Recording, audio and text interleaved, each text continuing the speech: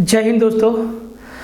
Focus study with अभी पे आपका बहुत बहुत स्वागत है। तो झारखंड हाई कोर्ट के प्रैक्टिस सेशन में एक और आज हम लोग प्रैक्टिस देखने वाले हैं। बहुत ही बढ़िया आपका सीरीज होने वाला है। सारा का सारा सीरीज आपका बढ़िया था, है और आगे भी रहेगा।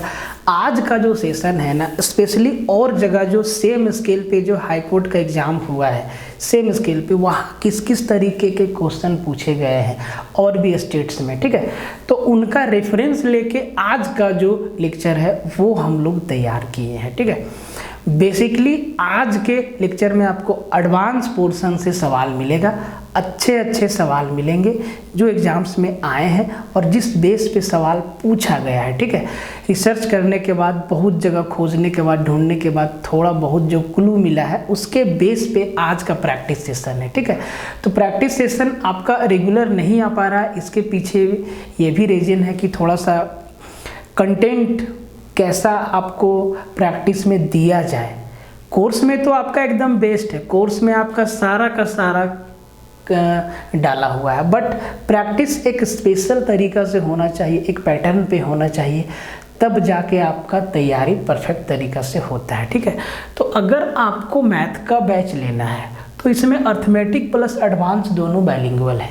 अगर आपको मैथ्स प्लस रीजनिंग लेना है तो ये भी आपका बाइलिंगुअल है। दोनों ही बैच आपका फोकस स्टडी विद अभी ऐप पे अवेलेबल है, ठीक है। ऐप का लिंक आपको डिस्क्रिप्शन में मिल जाएगा या तो आप प्ले स्टोर पे भी जाके फोकस स्टडी विद अभी आप लिखेंगे तो आपका वहाँ से इंस्टॉल हो जाएगा, ठीक है। साथ ही साथ आप टेलीग्राम ज्वाइन कर लीजिएगा। और बैच के बारे में कुछ भी आपको पूछना हो, जानना हो तो आप ना नीचे जो नंबर दिया है उस नंबर पे कॉल करके पूछ सकते हैं कि इस बैच में और क्या क्या है जो आप जानना चाहते हैं, ठीक है। अब यहाँ पे सारा का सारा बात बताना तो पॉसिबल नहीं है, बहुत ज़्यादा टाइम लग जाएगा। तो बस इतना ही कहेंगे कि ये जो बैच है आपके लिए परफेक्ट है, आपके तैयारी को बूस्ट देगा, आप एग्ज़ाम में सवाल बना के आएंगे, ठीक है। और आज का लेक्चर आपको पूरा अटेंड करना है और आप लोग वीडियो को शेयर नहीं मारते हैं, शेयर मार देना। अगर अच्छा लगता है तो लाइक जरूर मारना, इसमें कमी मत करो भाई, हम मेहनत में कमी नहीं छोड़ रहे हैं, तो आप अपने तरफ से एक अंगूठा दबाने में कमी मत करना, ठीक है। लाइक कर दिया करो अगर पसंद आता है तो, ऐसा नहीं, अगर पसंद आता है तो, ठीक है। तो सेशन को शुरू से लेकर एकदम आखिरी तक आपको देखना है और एक एक सवाल को देखना है।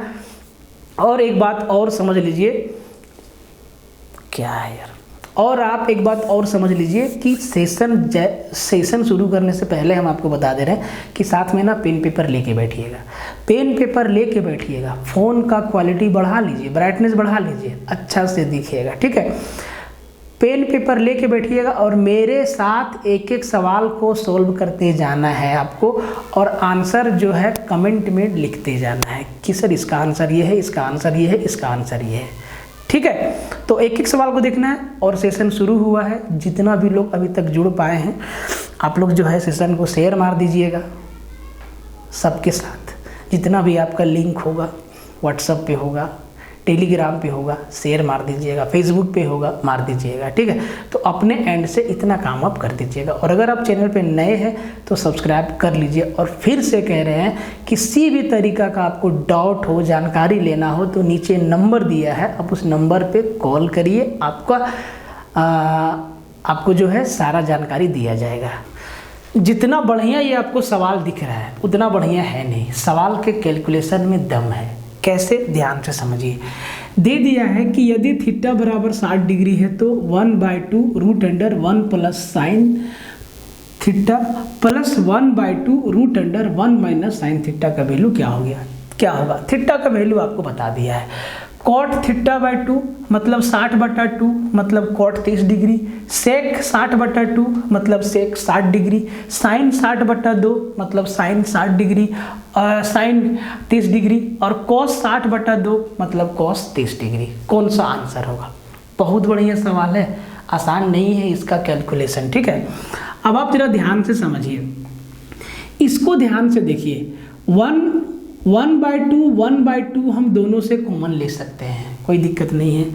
रूट के अंडर 1 प्लस साइन थीटा है और 1 माइनस साइन थीटा है। जब आप कैलकुलेशन कीजिएगा तो कभी भी दोनों पार्ट को कैलकुलेट मत करिएगा, एक पार्ट को कैलकुलेट करिएगा। एक के साथ प्लस है, दूसरा के साथ माइनस है, ठीक है। तो किसी भी एक पोर्शन को आप कैलकुलेट करके दूसरा वाला पोर्शन को साइन चेंज करके आप लिख सकते हैं। कैसे, जरा ध्यान से देखिए। अब आप ध्यान से समझिएगा। तो भाई यहाँ से 1/2 हम कॉमन ले लेंगे, अंदर मेरा बचेगा root under 1 plus sine theta और plus root under 1 minus sine theta बचेगा, और इन दोनों को जोड़ के फिर हमें 2 से भागा देना है। तो अभी 2 से भागा देने वाला कहानी को साइड में रखते हैं, थोड़ा इसको सोल्व कर लेते हैं जरा। मान लीजिए हम इस पार्ट को सोल्व करते हैं और थीटा के जगह पे 60 डिग्री रखेंगे। तो भाई साइन 60 डिग्री क्या होता है, √3/2। मतलब ये जो मेरा कैलकुलेशन बन रहा है, एकदम ध्यान से समझिएगा, ये 1 प्लस √3/2 बन रहा है कि नहीं बन रहा है। अब जब आप इसको जोड़िएगा तो ये हो जाएगा 2 प्लस √3/2 हो जाएगा, और इस पे रूट लगा है, मतलब इसका स्क्वायर रूट निकालना होगा। आप ध्यान से देखिए कि आप क्या 2 प्लस √3 का स्क्वायर रूट निकाल सकते हैं? नहीं निकाल सकते हैं। यहीं पे पहला फंसने का चांस है, ठीक है। तो इसके लिए करना क्या होगा, आपको ऊपर नीचे 2 से मल्टीप्लाई कर देना है, 2 से मल्टीप्लाई कर देना है। स्टेप बाय स्टेप आपको हम समझा रहे हैं, आसान सवाल नहीं है। तो ये हो जाएगा रूट अंडर 2 दूना 4 प्लस 2 √3 और बट्टा में 4, ठीक है। अब यहाँ से आप 4 को भी भूल जाइए। क्या आपको वर्गमूल निकालना आता है ऐसी संख्याओं का? सर ऐसी संख्याओं में ये जो 4 है, इसमें 4 में a square plus b square है और 2 √3 में 2ab वाला पार्ट है। तो अगर हम इसको अलग लिखते हैं ना भाई, 4 प्लस 2 √3 का रूट, तो ये वाला पोर्शन मेरा 2ab है, ठीक है। तो 2 तो मेरा फॉर्मूला वाला है, a को हम √3 माने तो b को क्या माने, 1 माने। इसका मतलब 4 में क्या होगा, 4 में होगा a square plus b square, मतलब √3 का स्क्वायर और प्लस में 1 का स्क्वायर। ध्यान से देखिए, और ये मेरा क्या है, 2ab हो गया। इसको ठीक से लिख देते हैं, ठीक है। अब आप समझ गए तो इसको ठीक से लिख देते हैं। क्या हम 4 को √3 का स्क्वायर प्लस 1 का स्क्वायर लिख सकते हैं? √3 का स्क्वायर 3 और 1 का स्क्वायर 1, 3 और 1 4। 2 √3 को 2 इंटू √3 इंटू 1 लिख सकते हैं? बोले सर बिल्कुल लिख सकते हैं। तो ये मेरा फॉर्मूला में आ गया a square plus b square plus 2ab, क्या हो जाएगा, a प्लस b का होल स्क्वायर। मतलब हम इस नंबर को क्या लिखेंगे, रूट अंडर √3 प्लस 1 का होल स्क्वायर, यही होगा मेरा। इस नंबर को हम यही लिखेंगे, ध्यान से समझिएगा। अब स्क्वायर से रूट मेरा कट जाएगा, मतलब इसका जो वैल्यू आया वो √3 प्लस 1, और 4 पे भी रूट है, और √4 का वैल्यू क्या है, 2 होता है। ध्यान से समझिएगा। इतना करने के बाद भी आपका उत्तर नहीं आएगा, तो सर हम इसको क्या लिखेंगे, √3 प्लस 1/2, यही है मेरा। अब 1 प्लस साइन थीटा का वैल्यू √3 प्लस 1/2 आया है, तो 1 माइनस साइन थीटा का वैल्यू √3 माइनस 1 आएगा। यहाँ पे भी आपको समझदारी दिखाना होगा। तो ये हो गया √3 प्लस 1/2, और ये हो गया प्लस √3 माइनस 1/2। अब एक चीज़ हम लोग 1/2 बाहर कॉमन निकाले थे, तो 1/2 से इसमें और 1/2 से इसमें मल्टीप्लाई कर देंगे, तो नीचे हो जाएगा 2 दूना 4, यहाँ भी क्या हो जाएगा, 2 दूना 4। अब 4 मेरा एलसीएम है, ऊपर जोड़ना है, तो √3 प्लस 1 प्लस √3 माइनस 1, तो -1 से +1 मेरा कैंसिल हो जाएगा, ये आ जाएगा 2√3/4, और 2 से इसको काट देंगे तो ये हो जाएगा √3/2। इसका पूरा कैलकुलेशन क्या आया, √3/2, जब थीटा का वैल्यू 60 डिग्री रखे तो। अब यहाँ भी आपको आंसर नहीं मिलेगा। अब ऑप्शन में देखिए किसका वैल्यू √3/2 है, तो यहाँ पे थीटा/2, थीटा का वैल्यू 60 डिग्री, तो 60/2, इसको आप समझिए क्या, कोट 30 डिग्री, सेक बट्टा 2 मतलब 60 बट्टा 2 सेक 30 डिग्री, साइन बट्टा 2 मतलब साइन 30 डिग्री, और कॉस थीटा बाई 2 मतलब 60 बट्टा 2 मतलब 30 डिग्री। अब आप देखिए किसका वैल्यू √3/2 है, तो आप देखेंगे कि सर कॉस 30 डिग्री का वैल्यू √3/2 है, और तब जाके आपका उत्तर आएगा। ठीक है, तो इसमें तो जब भी ऐसा सवाल आएगा ना, तो इसके लिए प्रैक्टिस बिल्कुल मजबूत चाहिए, और जिस लेवल का आप एग्जाम दे रहे हैं उस लेवल में तो आपका प्रैक्टिस एकदम तगड़ा चाहिए। अगर आप कैलकुलेशन में फंसे तो आप फंसे रह जाइएगा। अगर आपके अंदर अगर कैलकुलेशन का स्किल नहीं है तब भी आप इसमें बहुत लंबा चौड़ा स्टेप ले लीजिएगा। इन सब चीज़ों से बचना है। यहाँ पे देखना था कि 1 प्लस साइन है और 1 माइनस साइन है, तो सर हमको किसी एक ही को सोल्व करना था। ठीक है, समझ आया? ट्रिगो से बोले ना कि आज एडवांस से सवाल रहेगा। ठीक है, तो कहता है कि इफ 0 डिग्री से 90 डिग्री के बीच में थीटा का वैल्यू है। थीटा का वैल्यू 0 से बड़ा भी हो सकता है, 0 के बराबर भी हो सकता है। थीटा का वैल्यू 90 से छोटा भी हो सकता है, 90 के बराबर भी हो सकता है। ये कंडीशन दिया है, और कहता है कि sine a into cos a into tan a minus cot a का वैल्यू क्या होगा, इसका मान क्या होगा। 4 ऑप्शन आपके सामने हैं, 2 तरीके हैं आपके सामने। अगर आपको वैल्यू पुटिंग आता है तो आप कोशिश कर सकते हैं, नहीं आता है तो आपको बेसिक से जाना होगा। ठीक है, वैल्यू पुटिंग करना कैसे है पूरा डिटेल में आपको कोर्स में बताया गया है। हम यहाँ पे आपको बेसिक समझा देते हैं, क्योंकि वैल्यू पुटिंग एग्जाम में प्रेशर के दौरान थोड़ा मुश्किल होता है। हो सकता है कि आंसर ना आए तो फिर आपको बेसिक से करना पड़ सकता है। अगर बेसिक आपके दिमाग में है, आप अच्छे से समझते हैं, तो आप सवाल को तुरंत निपटा देंगे। ठीक है, देखिए जो ऑप्शन है मेरा वो साइन कोस में है, और इधर मेरा साइन कोस के साथ टेन और कोट में है, मतलब पूरा एक्सप्रेशन को साइन और कोस में चेंज करना पड़ेगा। तो जो साइन कोस में है उसको रहने देते हैं, sign a into cos a into tan ए को क्या लिख सकते हैं सर, टेन ए को साइन बट्टा sine a by cos a, minus cot को क्या लिख सकते हैं, कोस ए बटा साइन ए।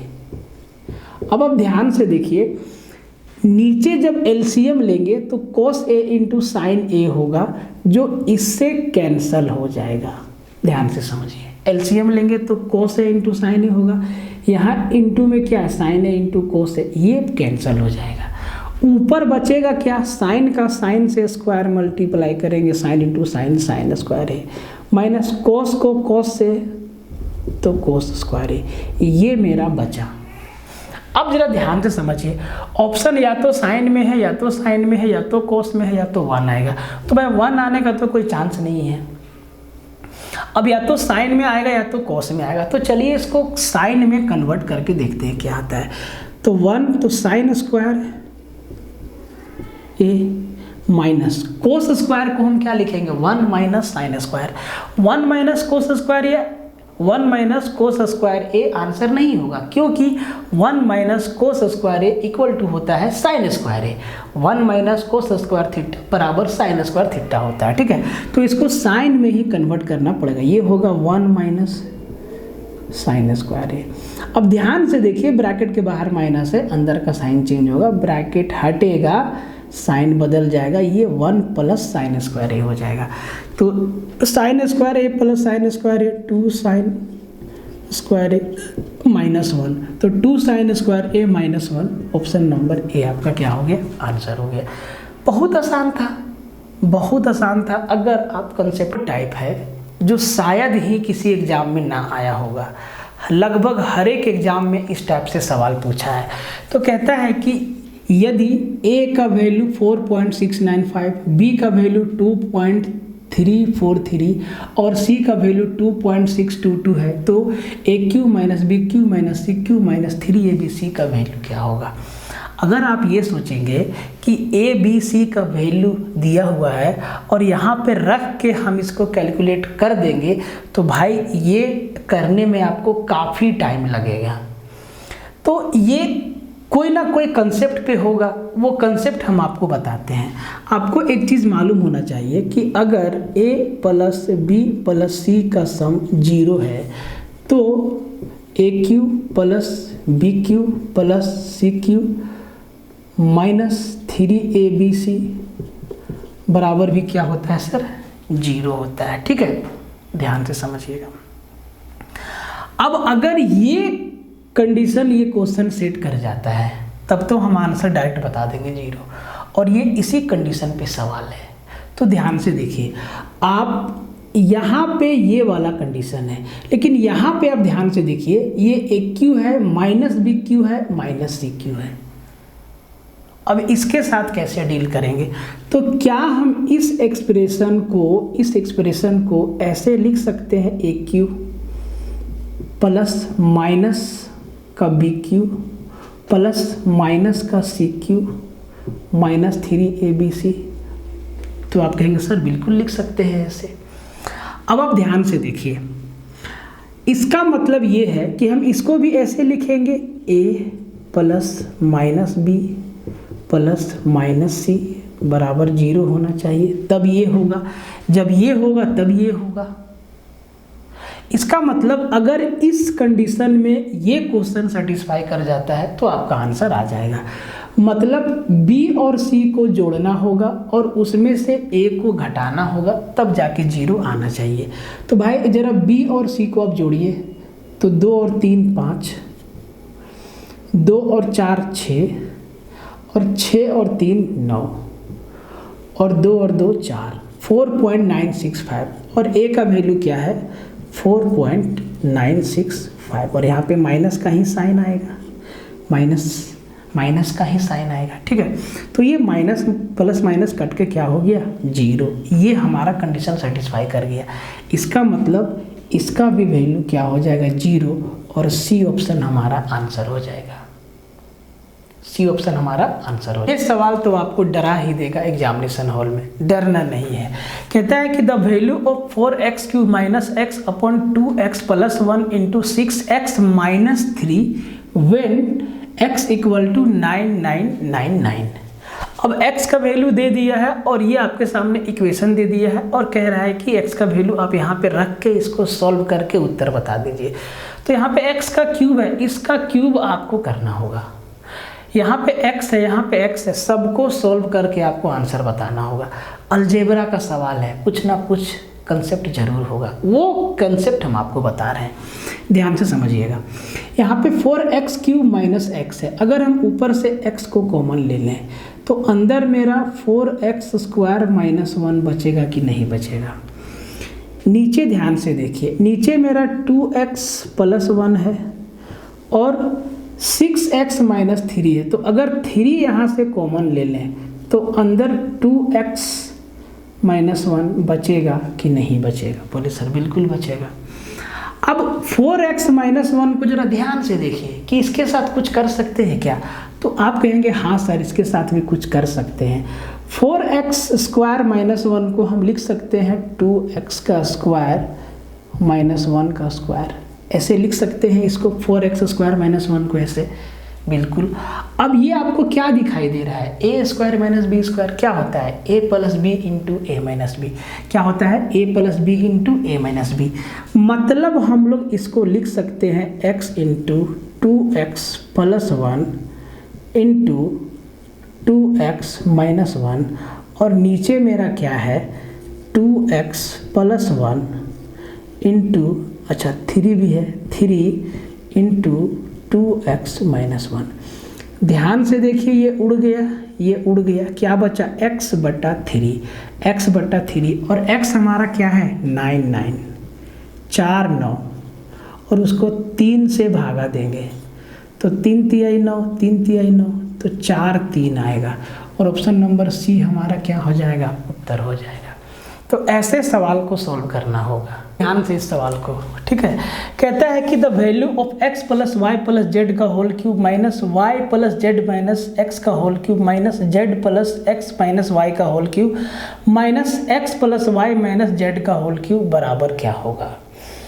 अब अगर इसको आप बेसिक से करने लगेंगे तो बहुत परेशानी होगा। ठीक है, ऐसे सवालों में वैल्यू को एज्यूम कर लीजिए एक ही एक्सप्रेशन दिया हुआ है और वो सारा का सारा एक्सप्रेशन एक्स वाई और जेड में है। तो ऐसे सवाल में आपको करना क्या है समझिए। ऐसे सवाल में आपको करना है कि भैया तीनों को आप बराबर मान लीजिए, वन मान लीजिए। ठीक है, x बराबर y बराबर z बराबर 1, तीनों को इक्वल कर दीजिए। अब आप ध्यान से देखिए, अगर x, y और z का वैल्यू 1 1 रख दे तो इसमें 1 + 1 + 1 3 का क्यूब कितना हो जाएगा सर? 27 माइनस यहाँ पे -1 + 1 कट जाएगा 1 का क्यूब 1, यहाँ से -1 + 1 कट जाएगा 1 का क्यूब 1, यहाँ से -1 + 1 कट जाएगा 1 का क्यूब 1। अब आप ध्यान से देखिए क्या बचा। तो भाई 27 में 3 गया तो 24 बचा। अब आप ध्यान दीजिए 24 को 24 × 1 × 1 नहीं लिख सकते हैं और 1 × 1 मेरा क्या है? x × y × z, मतलब ये मेरा आंसर निकल गया सीधा ऑप्शन नंबर बी। परेशानी हुआ? नहीं हुआ। तो ऐसे करना होगा और इसके लिए ना पूरा बेस होना चाहिए आपके अंदर, पूरा का पूरा बेस आपको समझ में आना चाहिए, तब जाके ऐसे सवाल को आप बना पाएंगे। ध्यान से समझिएगा सवाल, हर एक सवाल अच्छा है। ठीक है, कहता है कि if x - 1 and x + 3 and x + 3 are the factor of x² + k1 + k2, इसका फैक्टर x - 1 और x + 3 है, देन k1 और k2 का वैल्यू क्या होगा? तो दो तरीका है आपके साथ। ठीक है, कि आप डायरेक्ट ऑप्शन से आप वैल्यू रख के देखिएगा, सारे ऑप्शन को चेक करना पड़ेगा। अगर आपको प्रोसेस मालूम है तो आप आसानी से कर सकते हैं। वो प्रोसेस क्या है आपको हम बताते हैं। अगर x - 1 और x + 3 इस इक्वेशन का, इस क्वाड्रेटिक इक्वेशन का फैक्टर है, तो इसका मतलब ये है कि x1 × x2 वही वैल्यू देगा जो x² + k1 + k2 देगा। ठीक, ध्यान से समझिएगा। आप इसमें नेगेटिव पॉजिटिव आंसर करने में भी मिस्टेक कर दीजिएगा। कैसे, हम आपको बताते हैं। इसका मतलब ये है कि इन दोनों को मल्टीप्लाई करना होगा। ध्यान से, तो x × x x², x × -2 minus का 2x। ठीक है, अब देखो -1 × x सॉरी यहाँ 3 है ना, मैं 2 लिख दिए। देखो प्लस का 3 है ना भाई, तो x × x x², x × 3 + 3x। अब -1 × x माइनस का x और -1 × 3 माइनस का 3 बराबर ये हो जाएगा। तो ज़रा इसको सॉल्व कर लीजिए। तो ये x² प्लस का 2x और माइनस का 3 बराबर क्या है? 0 नहीं है, बराबर क्या है? x² + k1 + k2। अब ध्यान से देखिए यहाँ पे -3 है, तो क्या हम इसको ऐसे लिख सकते हैं +3 और -3 को ब्रैकेट के अंदर लिख दें? बोले सर बिल्कुल। तो k2 का वैल्यू सीधा आपको दिख गया -3 और k1 का वैल्यू आपको दिख गया +2। तो k2 का वैल्यू 2 और k1 का वैल्यू 2 और k2 का वैल्यू -3। तो k1 का वैल्यू 2 और k2 का वैल्यू -3, ऑप्शन नंबर सी आपका आंसर हो जाता है। ये सब अच्छा सवाल है। ठीक है, क्वेश्चन का सवाल है। ठीक है, रूट्स वाला सवाल है। कहता है कि if the equation 2x² - 7x + 12 = 0 has 2 roots alpha and beta, then alpha upon beta plus beta upon alpha is what. तो इस सवाल को बनाने से पहले आपको हम एक चीज़ बताते हैं कि मेरा कोई भी द्विघात समीकरण x² + bx + c = 0 है और इसका 2 रूट अल्फ़ा और बीटा है। तो आपको याद होना चाहिए कि अल्फ़ा प्लस बीटा = होता है -b/a और अल्फ़ा × बीटा बराबर होता है c/a। अब जो मेरा इक्वेशन है वो ये दिया हुआ है कि 2x² - का 7x प्लस का 12 बराबर 0। अब अल्फ़ा प्लस बीटा और अल्फ़ा इंटू बीटा दो ही चीज़ हम लोग को मालूम होता है, और alpha plus beta minus b by a, मतलब ये बी वाला टर्म, सी ये लास्ट टर्म और ए मेरा ये। तो भाई ए के सामने 2 है, बी के सामने -7 है और सी के सामने 12 है, साइन के साथ बोलना है, ठीक है। तो अल्फ़ा प्लस बीटा मेरा कितना हो जाएगा, माइनस बी बाई ए, मतलब माइनस और माइनस प्लस 7/2, ठीक है, 7/2। एक मिनट,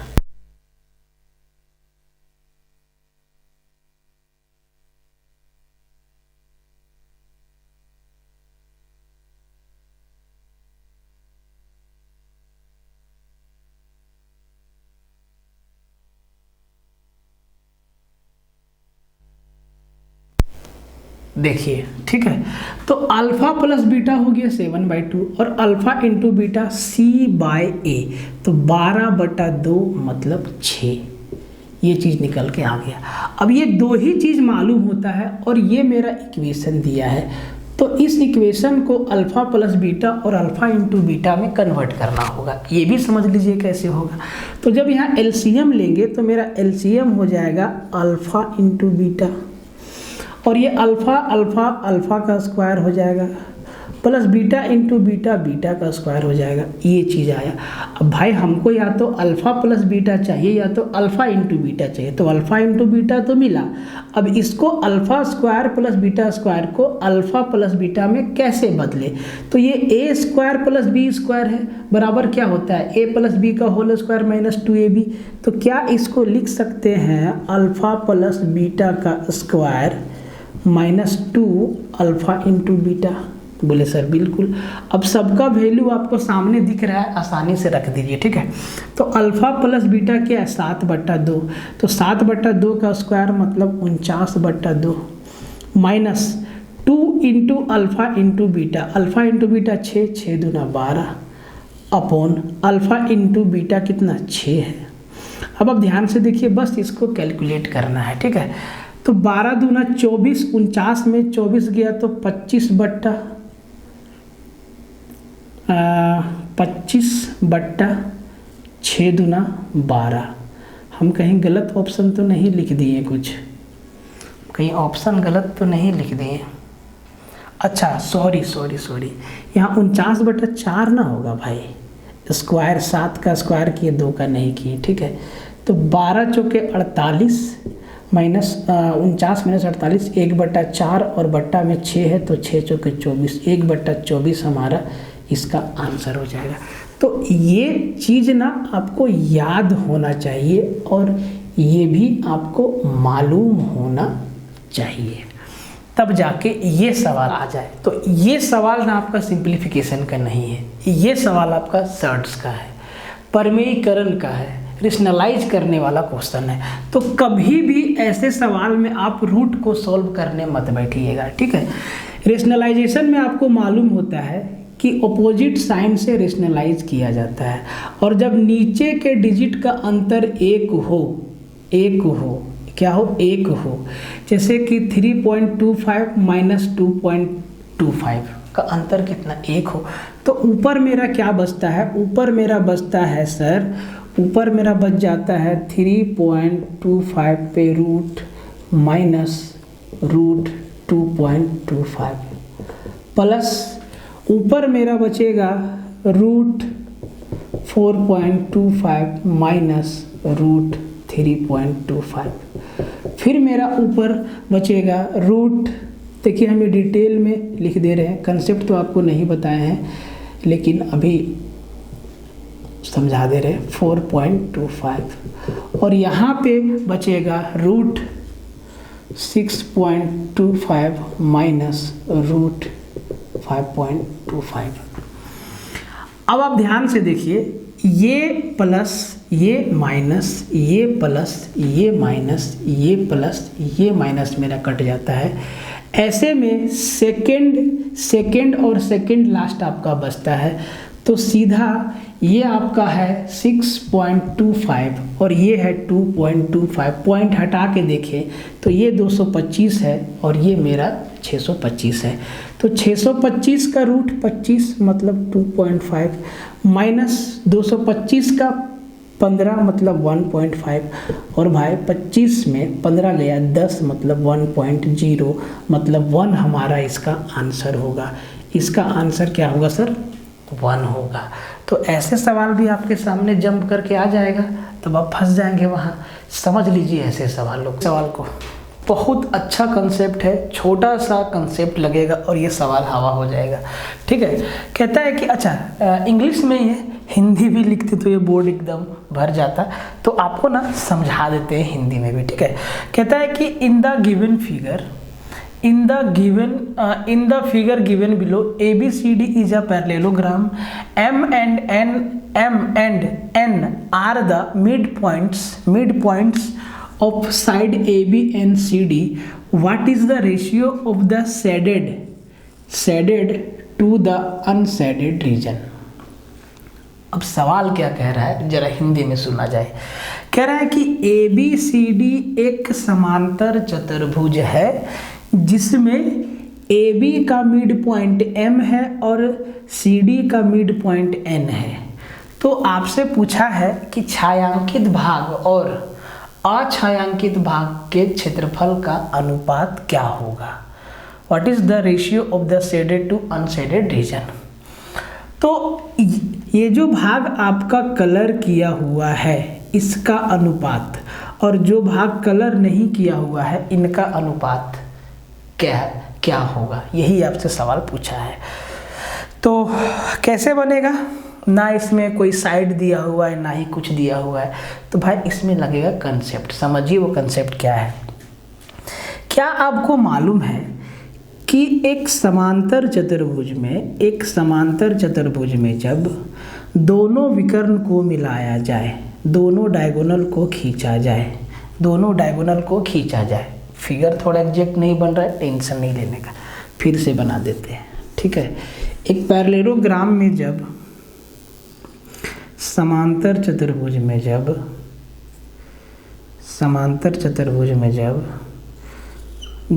जब इसके दोनों विकर्ण को मिलाया जाएगा तब इसका जो एरिया है वो 4 बराबर भाग में बट जाता है। 1 2 3 4 और ये चारों पार्ट का एरिया क्या है? आपस में बराबर है। अगर आपको एक पार्ट का एरिया मालूम है और इसी को आप 4 से मल्टीप्लाई कर देंगे तो आपका पूरा पैरेललोग्राम का एरिया निकल के आ जाएगा। इतना सा बात आपको मालूम होना चाहिए। ठीक है, अब आप जरा ध्यान से देखिए इसको। ये जो हमारा पैरेललोग्राम है ABCD और इसका मिड पॉइंट है साइड, ये AB का मिड पॉइंट है M और CD का मिड पॉइंट है N। अगर हम इस मिड पॉइंट को ऐसे मिला दें तो अब ध्यान से देखिए कि अब ये जो पैरेललोग्राम ABCD था अब ये 2 पैरेललोग्राम में बट गया। ठीक, एक पैरेललोग्राम हो गया आपका A M N और D, दूसरा हो गया आपका M B C और N। ये 2 समांतर चतुर्भुज में बट गया। अब आप ध्यान से देखिए, इस समांतर चतुर्भुज का दोनों डायगोनल खींचा हुआ है तो भाई ये एरिया और ये एरिया आपस में बराबर होगा। इस पैरेललोग्राम का भी दोनों डायगोनल खींचा हुआ है तो इसका ये एरिया और ये एरिया आपस में बराबर होगा। और ये वाला एरिया जो स्टार मार्क है ये भी आपस में बराबर होगा। ये वाला एरिया स्टार मार्क है ये भी आपस में बराबर होगा। अब आप जरा ध्यान से देखिए, क्या इस समांतर चतुर्भुज में जो छायांकित भाग है और जो भाग रंगा हुआ नहीं है उनके एरिया का रेशियो क्या है? तो भाई आप एक बात बताइए कि अगर ये हमारा 1 है तो ये भी 1 होगा, ये हमारा 1 है तो ये भी हमारा 1 होगा, 4 बराबर भाग में बट जाएगा। ये हमारा 1 है तो ये भी हमारा क्या है? 1 होगा। अब आप देख लीजिए छायांकित भाग का एरिया कितना है? 1 2 3 4 यूनिट। और बिना छायांकित भाग का 1 2 3 4 4:4 मतलब 1:1 आपस में क्या होता है, बराबर होता है। ऐसे इसको बनाना था, एकदम आसान सवाल है, ठीक है। बस कंसेप्ट आपको मालूम होना चाहिए। बेसिक सा सवाल है और बेसिक कंसेप्ट लगेगा और ये सवाल बन जाएगा। कहता है कि in the given figure ABCD is a square whose side is 4 centimetre, P is a point on a side AD, what is the minimum value in centimetre BP plus CP। तो ABCD एक हमारा वर्ग है और इसका each side है 4 centimetre, ठीक है। 4 सेंटीमीटर इसका प्रत्येक साइड है, स्क्वायर है तो चारों साइड मेरा बराबर होगा। P is a point on side AD, P जो है AD पे एक कोई पॉइंट है, एक कोई बिंदु है। What is the minimum value, न्यूनतम मान क्या होगा BP प्लस CP का, BP प्लस CP का मिनिमम वैल्यू, न्यूनतम मान क्या होगा। अब आपके दिमाग में आएगा कि सर ये सवाल होगा कैसे। ईच साइड तो इसका 4 दिया हुआ है, 4 centimetre 4 centimetre 4 centimetre each side दिया हुआ है। अब P पॉइंट हमारा कहाँ है ये तो पता ही नहीं है कि A से P का दूरी क्या है, P से D का दूरी क्या है, पता ही नहीं है। दूरी मालूम रहता तो हम कुछ कर पाते, क्यों? क्योंकि स्क्वायर का each side, each angle 90 degree का होता है। तो अगर ये आप ध्यान से देखें कि CD और P एक राइट एंगल ट्रायंगल है, सिमिलरली BAP भी हमारा एक राइट एंगल ट्रायंगल है। तो इनका एक एक साइड तो मालूम है, लेकिन ये साइड मालूम नहीं है, ये साइड मालूम नहीं है। अब ये साइड मालूम नहीं है तो हम इसके चलते ये जो इनका हाइपोटेनस है ये हम नहीं निकाल पा रहे हैं। लेकिन सवाल में एक चीज़ दिया है कि न्यूनतम दूरी बताइए, न्यूनतम वैल्यू बताइए, मिनिमम मान, न्यूनतम मान बताइए, मिनिमम वैल्यू क्या होगा। देखो P से B जाना है और P से C जाना है, इसका न्यूनतम वैल्यू हम तभी निकाल पाएंगे। और न्यूनतम वैल्यू होगा क्या, जब P हमारा एकदम AD का मिड पॉइंट होगा। P हमारा AD का मिड पॉइंट होगा, तब हम PB और PC का मिनिमम वैल्यू निकाल सकते हैं। तो P हमारा क्या होगा सर, मिड पॉइंट होगा।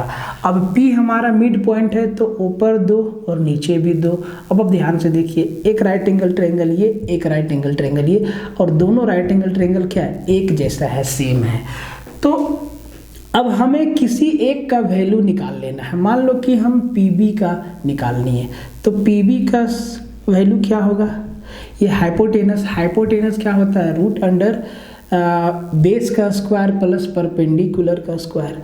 तो बेस का स्क्वायर है 2 का स्क्वायर 4 और 4 का स्क्वायर 16 और 4 कितना 20 हो गया, रूट 20। और रूट 20 को हम क्या लिखेंगे सर, 4 × 5 = 20, 2 रूट 5। तो भाई 2 रूट 5 सेंटीमीटर ये हो गया, और सिमिलरली 2 रूट 5 सेंटीमीटर ये हो गया। तो भाई इनका सम ही तो पूछा है, 2 रूट 5 प्लस 2 रूट 5, 4 रूट 5 हमारा क्या हो जाएगा, आंसर हो जाएगा मिनिमम डिस्टेंस। मिनिमम डिस्टेंस मतलब P हमारा मिड पॉइंट होना, P एकदम मिड पॉइंट है AD का, वही होगा मेरा मिनिमम डिस्टेंस PB और PC का। आप कह लीजिए कि शॉर्टेस्ट रूट यहाँ से यहाँ तक और यहाँ से यहाँ तक पहुँचने का वही होगा जब हमारा P जो है AD का मिड पॉइंट होगा, मध्य बिंदु होगा। एकदम आसान सवाल है और हिंदी में भी इसको हम समझा देते हैं। कहता है कि let O be the centre of a circle, A B C and D are 4 points on circumference of the circle in given order such that angle AOC equal to 130 degree, then the value of angle ABC and angle ADC are respectively। कहता है कि एक वृत्त का केंद्र O है और ABCD परिधि पर 4 बिंदु है और उसमें से एंगल AOC 130 डिग्री है। तो आपसे पूछा है कि एंगल ABC और एंगल ADC का मान क्या होगा, ये आपसे पूछा गया है। फिगर से इसको समझाते हैं, ठीक है। ज्योमेट्री में एक चीज़ ध्यान रखिएगा, जैसे ही फिगर आप सही तरीका से ड्रॉ कर लेते हैं आपका क्वेश्चन वहीं सॉल्व हो जाता है। थ्योरम बेसिकली सबको याद ही होता है, बस फिगर को सही तरीका से क्वेश्चन के हिसाब से डिजाइन करना होता है। तो ये बात एकदम ध्यान रखिएगा। तो ये आपका हम सर्कल बना दिए, गोल नहीं होगा इसके लिए माफ़ी चाहेंगे, ठीक है। इसका सेंटर हमारा O है, ये हमारा सेंटर है, और ABCD ना 4 पॉइंट है। तो भाई O हमारा सर्कल है, तो हमारा एक पॉइंट माने A, B, C और D, आप कहीं भी मान सकते हैं, 4 पॉइंट मान लीजिए, ठीक है। ये हमारा A, B, C और D, और सबको ज़रा प्यार से मिला दीजिए, हर एक पॉइंट को मिला दीजिए, मिल गया। ये हमारा सेंटर है O, और एंगल AOC जो दिया है वो 130 डिग्री है।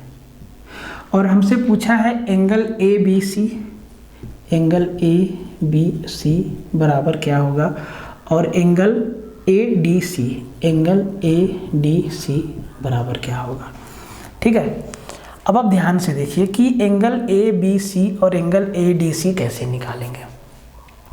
तो सबसे पहला थ्योरम जो है ये आपको मालूम होना चाहिए कि केंद्र पर जो कोण बनता है उसका आधा होता है जो सरकमफेरेंस पे एंगल बनता है, या इसको उल्टा भी हम कह सकते हैं, परिधि पर बने कोण का 2 गुना केंद्र पर का एंगल होता है। मतलब ये अगर 130 डिग्री है जो सेंटर पे बन रहा है, तो ठीक परिधि पे ये 130 का आधा मतलब 65 डिग्री बनेगा। तो ADC जो हमारा हो जाएगा वो 65 डिग्री होगा।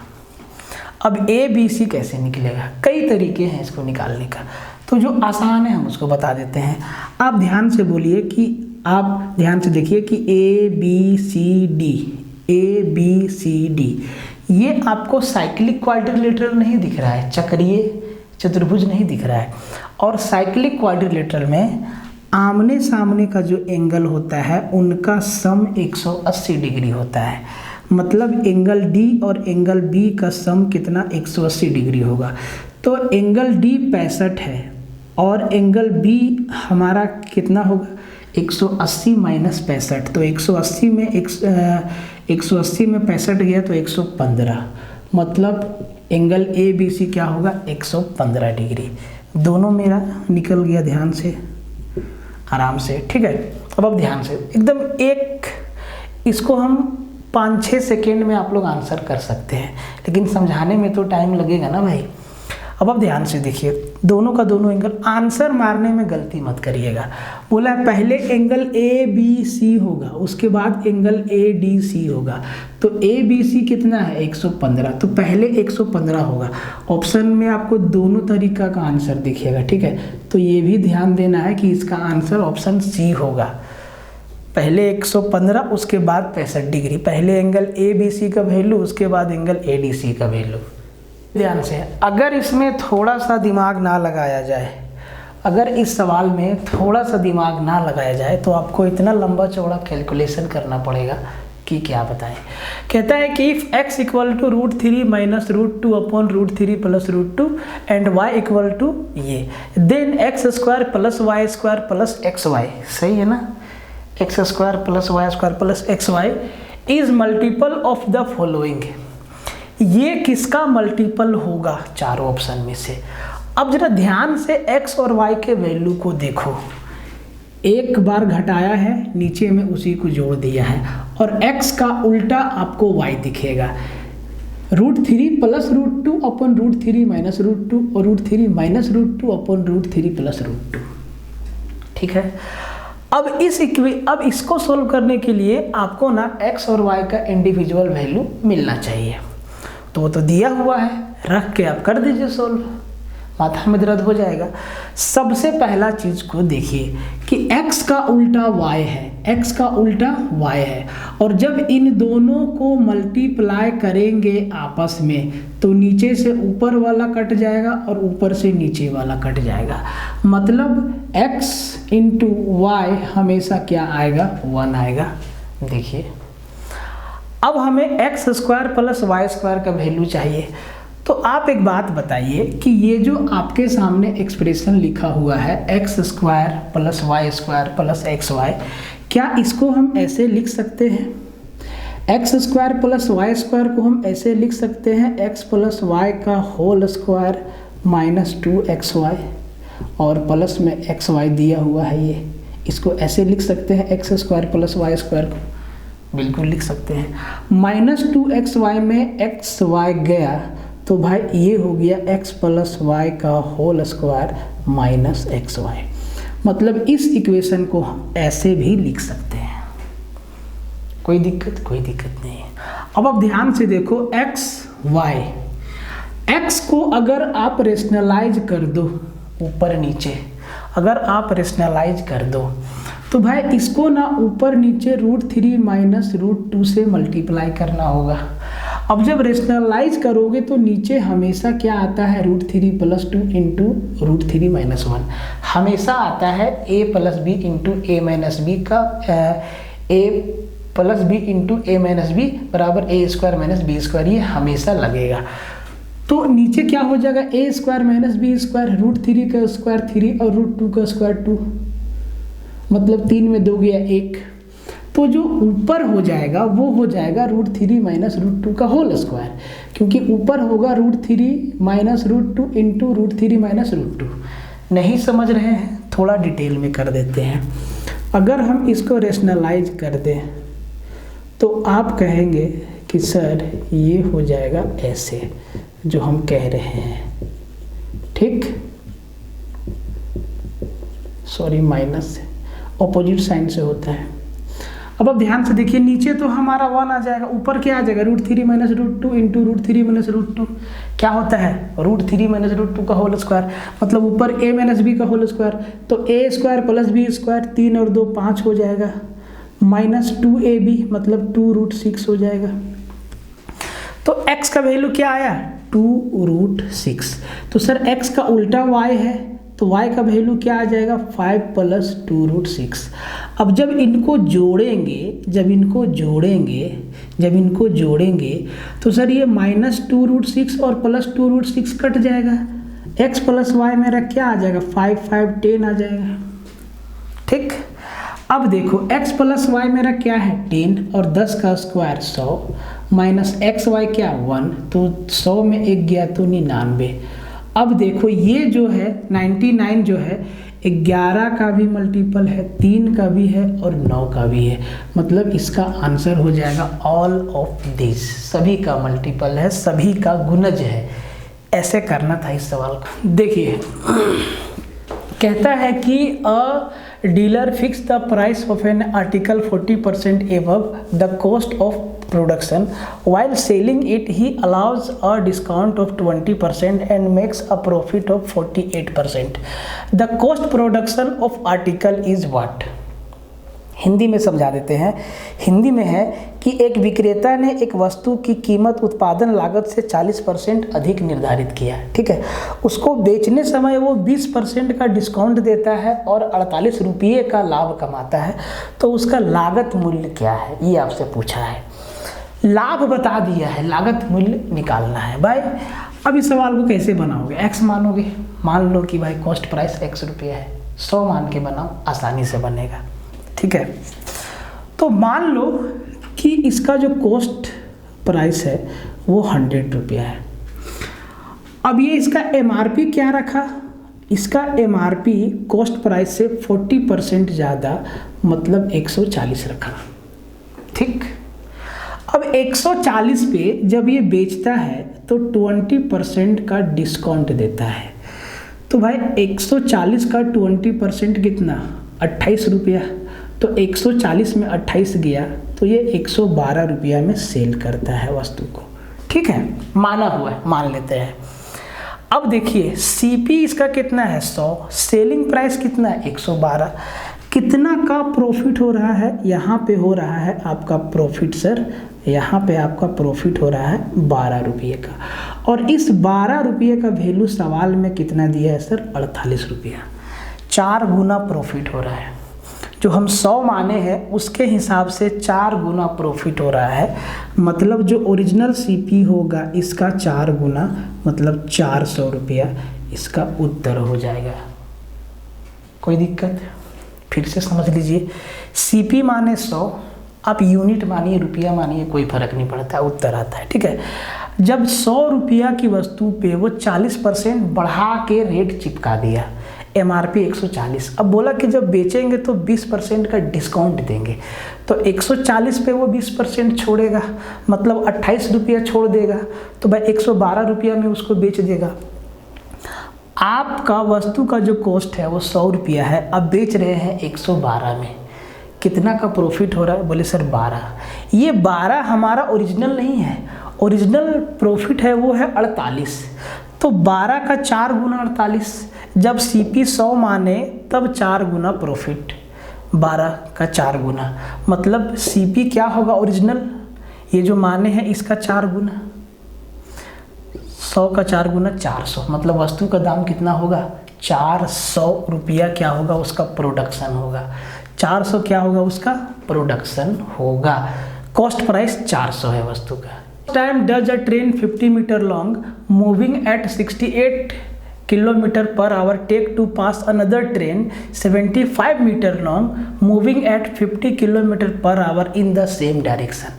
तो भाई हिंदी में सवाल ये कहता है कि एक ट्रेन है जो 50 मीटर लंबी है और 68 किलोमीटर पर आवर की स्पीड से चल रही है। ये ट्रेन दूसरी ट्रेन जो कि 75 मीटर लंबी है और 50 किलोमीटर पर आवर की स्पीड से चल रही है और दोनों सेम डायरेक्शन में है, को पार करने में कितना समय लेगा? तो भाई जो ट्रेन तेज चल रही है वो धीमी चल रही ट्रेन को पास करके आगे निकल जाएगी। ओवरऑल कंसेप्ट यही है। तो कितना समय लगेगा? तो भाई समय बराबर क्या होता है? दूरी बटा चाल। अब डिस्टेंस क्या होगा? तो भाई हमें टाइम निकालना है। टाइम इक्वल टू होता है डिस्टेंस बाय स्पीड। अब डिस्टेंस कहाँ से लाएंगे? तो जब दो ट्रेन सेम डायरेक्शन में चलती है तो भाई दोनों एक दूसरे को पार करती है, मतलब एक ट्रेन दोनों ट्रेन की लंबाई को पार करती है, खुद की लंबाई और बगल वाला ट्रेन की लंबाई को भी। मतलब जो टोटल डिस्टेंस हो जाएगा वो 50 मीटर प्लस 75 मीटर 125 मीटर। ठीक, अब दोनों ट्रेन सेम डायरेक्शन में जा रही है। ठीक है, तो यहाँ पे स्पीड क्या होगा? तो भाई चोर पुलिस वाला केस है। ठीक है, तो एक ट्रेन का स्पीड है 68 किलोमीटर पर आवर और दूसरी ट्रेन का स्पीड है 50 किलोमीटर पर आवर। जब दोनों सेम डायरेक्शन में जाती है तो उनका रिलेटिव स्पीड क्या होगा? तो 68 माइनस 50 18 किलोमीटर पर आवर। अब आप ध्यान से देखिए, ये 125 मीटर है और ये 18 किलोमीटर है पर आवर है। यूनिट सेम नहीं है, यूनिट को सेम करेंगे। ऑप्शन हमारा सेकंड में है, मतलब स्पीड को मीटर पर सेकंड में करना होगा और किलोमीटर से मीटर पर सेकंड में जाने के लिए 5/18 से मल्टीप्लाई करते हैं। नीचे 5/18 लिखेंगे, 18 घूम के आपका ऊपर चला जाएगा। ये आपका जो टाइम आएगा वो सेकंड में आएगा। किस में आएगा सर? सेकंड में आएगा। अब ध्यान से देखिए, 18 से 18 गया, 5 से 25 पार में, तो भाई 25 सेकेंड का टाइम लेगी ट्रेन। एक ट्रेन तेज गति वाली ट्रेन धीमी गति वाली को पास करके आगे निकल जाएगी। ठीक है, ये आखिरी का 15वां सवाल है। कहता है कि which is the largest of the following fraction. ये जो फ्रैक्शन दिया हुआ है इसमें सबसे बड़ा फ्रैक्शन, सबसे बड़ा भिन्न कौन सा है? अब जब आपके पास बहुत सारा फ्रैक्शन हो और उसमें आपको छांटना हो कि सबसे बड़ा कौन है, सबसे छोटा कौन है, तो इसका बेस्ट मेथड क्या है? Cross product method. क्या है? Cross product. अब ये है क्या? अब यहाँ पे 4 फ्रैक्शन दिया है। ठीक है, अब चारों में देखना है कि भैया सबसे बड़ा कौन है, सबसे छोटा कौन है, या इन चारों को असेंडिंग या डिसेंडिंग ऑर्डर में लगाना हो। सबके लिए एक ही मेथड आपको ध्यान में रखना है। ठीक है, तो दो फ्रैक्शन को कंपेयर करते चले जाइए। ठीक है, तो ये 2/5 और 2/8 है ये, और 3/5 में कंपेयर कीजिए। तो भाई अंश और हर को मल्टीप्लाई करिए, 5 दूना 10 और 8 तिहाई 24। अब आप देख लीजिए 10 बड़ा है कि 24 बड़ा है, तो भाई 24 बड़ा है, मतलब इन दोनों में 2/8 और 3/5 में 3/5 बड़ा है। तो अब 3/5 को दूसरा से कंपेयर करेंगे, 8/11। तो भाई 11 तिहाई 33 और 8 पचे 40। अब आप देख लीजिए कि 40 बड़ा है कि 33, तो आप कहेंगे 33, तो ये भी आपका कट गया। अब 8/11 को कंपेयर करेंगे 11/17 से, ठीक है। तो 11 11 121 होता है और 17 8 136 होता है। अब आप देख लीजिए कि 121 बड़ा है कि 136 बड़ा है, तो जी 136 बड़ा है, मतलब सबसे बड़ा भिन्न जो है वो 8/11 है इन चारों में से। बात समझ में है? इसी मेथड को ध्यान में रखना है, क्रॉस प्रोडक्ट, ठीक है। तो ये था आपका आज का सेशन। तो उम्मीद यही है कि आप लोगों को पसंद आया होगा, ठीक है। वीडियो को शेयर मार दीजिएगा, लाइक मार दीजिएगा, कमेंट में कुछ कहना हो तो एकदम लिख दीजिएगा। चैनल पे नए होंगे तो सब्सक्राइब कर लीजिएगा, और अगर कोर्स में इंटरेस्टेड हैं तो लिंक डिस्क्रिप्शन में दिया हुआ है, आप वहां से जाके बाय कर सकते हैं। नहीं तो अगर कुछ जानकारी लेना है तो आपको नंबर भी दिया हुआ है, आप उस नंबर पे बात कर लीजिएगा, और टेलीग्राम ज़रूर से ज्वाइन कर लीजिएगा, ठीक है। मिलते हैं अगले वीडियो में, तब तक के लिए जय हिंद।